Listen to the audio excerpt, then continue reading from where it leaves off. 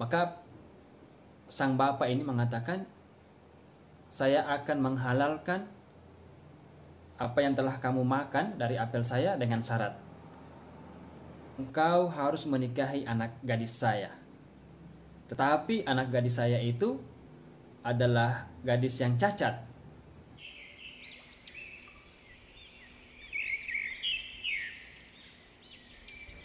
Sebelum lanjut, mohon kerjasamanya untuk membangun channel ini dengan menekan like dan subscribe, tekan loncengnya. Dan ini gratis. Terima kasih. Assalamualaikum warahmatullahi wabarakatuh. Sahabat Numan, senang sekali kembali berjumpa pada kesempatan yang berbahagia ini. Kali ini kita akan menyampaikan satu kisah yang bercerita tentang seorang pemuda soleh bertemu dengan wanita solehah, dan jodoh tidak akan pernah tertukar. Dikisahkan suatu ketika pemuda soleh ini berjalan menyusuri pinggiran sungai.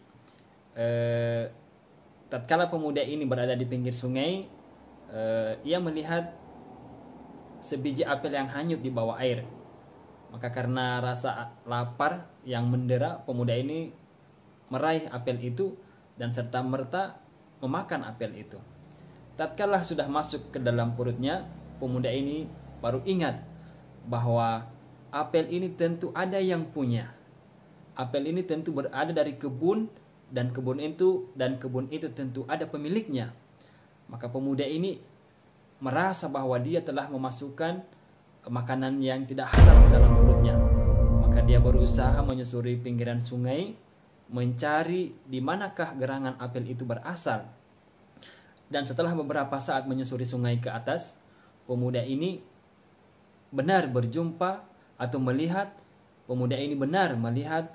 sebuah kebun yang kebun itu berisi tanaman apel, dan dilihatnya pula bahwa ada sepohon apel yang dahannya tatkala buahnya jatuh tepat berada ke sungai tersebut. Maka pemuda ini yakin bahwa apel yang telah dimakannya di bawah sana adalah apel yang berada dari kebun tersebut.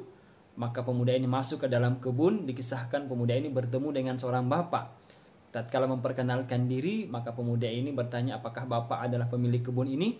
Maka bapak ini mengatakan, tidak, saya hanyalah seorang pekerja di kebun ini. Kalau engkau ingin berjumpa dengan pemilik kebun, maka berangkatlah ke rumah sana. Maka sang pekerja ini menunjukkan rumah di mana pemuda ini bisa berjumpa dengan pemilik kebun. Maka tatkala pemuda ini berada di depan rumah yang dia yakin rumah ini sesuai petunjuk dari pekerja kebun tadi, maka pemuda ini mengetuk pintu, dan benar saja bahwa tatkala dibukakan pintu, pemuda ini melihat seorang bapak dan bertanya, apakah benar bahwa bapak adalah pemilik kebun ini? Maka orang tua ini mengatakan, benar, saya adalah pemilik kebun ini. Apa gerangan yang membuat engkau masuk ke kebun saya? Maka pemuda ini menceritakan hal ihwal, apa yang menjadi sebab dia berada di kebun bapak tersebut. Pemuda ini mengatakan bahwa saya telah mengambil sebiji apel yang di bawah air di bawah sana karena lapar. Apel tersebut tanpa berpikir panjang saya langsung makan. Tatkala sudah berada di dalam perut saya baru ingat bahwa apel ini tentu ada yang punya. Dan maksud saya kedatangan kemari adalah ingin meminta supaya apel yang telah saya makan ini dihalalkan oleh pemiliknya. Sudikah Bapak menghalalkan apel saya tersebut?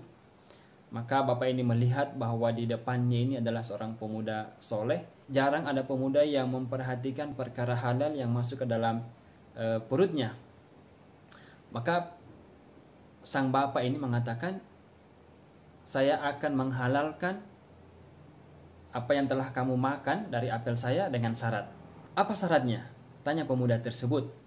Maka sang pemilik kebun mengatakan, engkau harus menikahi anak gadis saya.